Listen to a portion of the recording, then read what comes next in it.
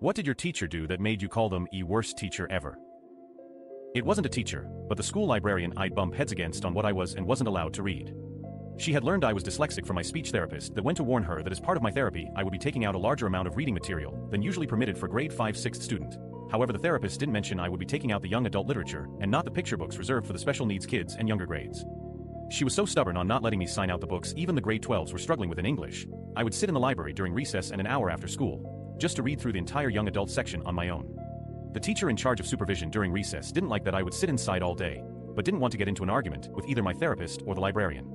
The only books I ever got a poor score on when the school introduced mandatory reading quizzes to gauge what reading level you could check out was Black Beauty and Anne of Green Gables. I hated those books, the story was boring and I couldn't be bothered at the time to memorize parts for the quizzes to at least pass the requirements for approval for more books at that level. The worst part was there wasn't any alternative books I could have read that would have interested me so I could pass the level cap.